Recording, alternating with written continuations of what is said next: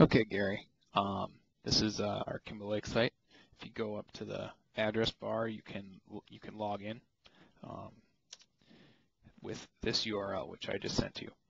So then what you need to do is log in to this, which I'm probably gonna get the password wrong a couple times because I always forget. There we go. So now I'm logged in. You know you're logged in because you get this nice bar across the top, and you get an option to log out, and it tells you, hey, admin, blah, blah, blah. I will send you that login information and or make you an account of your own. You'll look this, if you go back to the home page, you'll see everything looks exactly the same, and except for now we've got a view and an edit tab on the top of every page. So if you go to the calendar, for instance, you've got a view and an edit.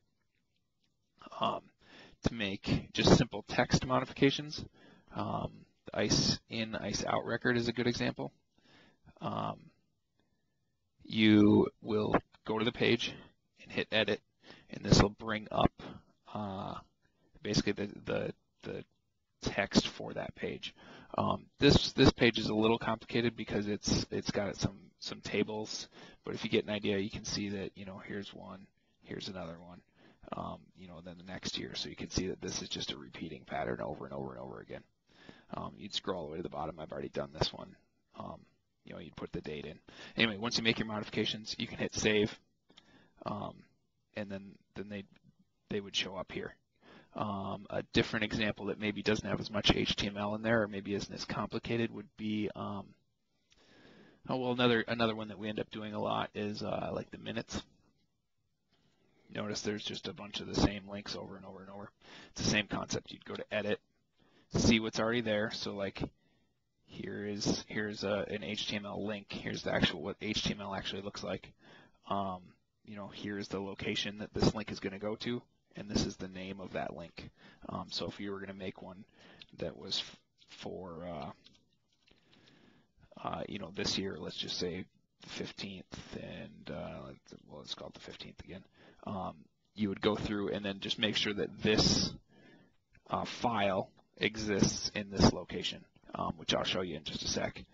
But if let's say we made that change and we pointed this to the right place, say if we do everything nice and consistent, which is key to making this really easy.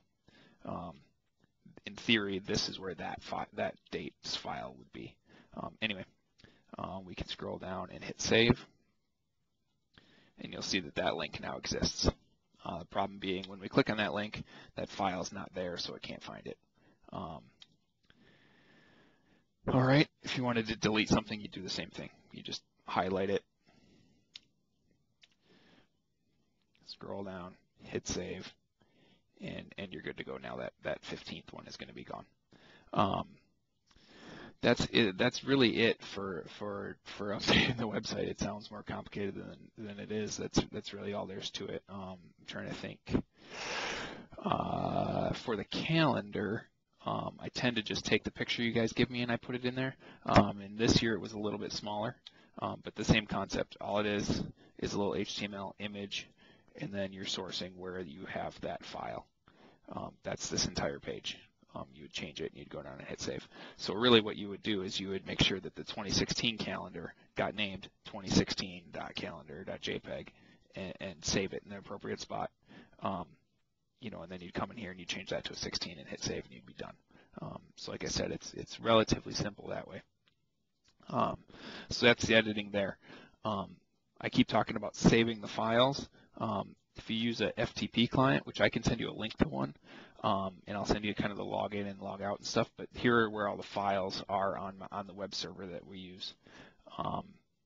You'll see there's Kimball Lake, and we put everything in documents. All of this other stuff is you don't ever need to touch. The only thing you should ever need to look at is in the documents folder. And then I tried to sort things out, so all the minutes are in the LID minutes.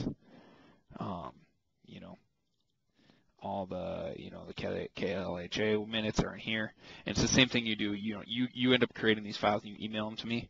All I do is I rename them so that they're consistent with what they should be, and then I drop them in here. And how you drop a file in here is slightly complicated, I guess. But once you log in, so to log in, you type in a web server that I'll give you here. You type in a username that I'll give you. You type that in here. You type in a password here, and then you hit connect, and it will bring you to this location where you'll just go to the same place you would think, www, and then go find Kimball Lake. And now you find, because all you want is documents, and then you put up whatever files in here. You put files in there. Let's grab a file. Let's see what would be a good way to do this.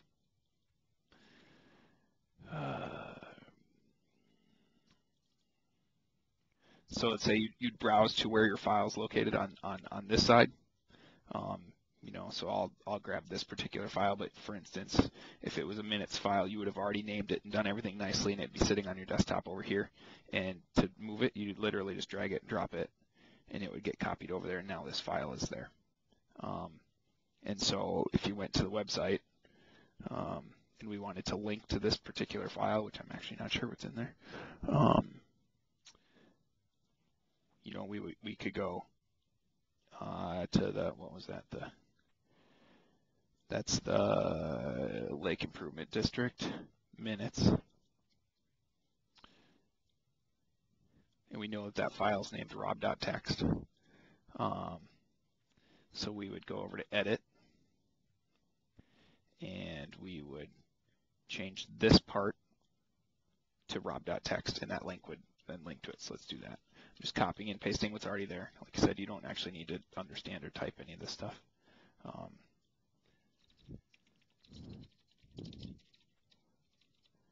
And then we would just change this to rob.txt, or whatever file we decided to put there. Hit save.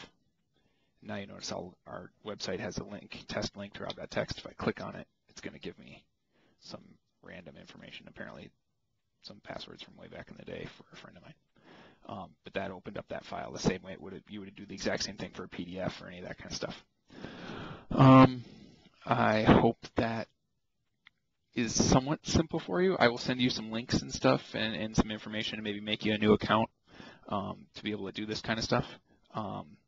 If that was super complicated and you don't think there's any way you would ever understand that, let me know, and then maybe that just isn't going to work. And if it is seems like something that maybe is just slightly complicated, but once you do it a couple times, you'd understand.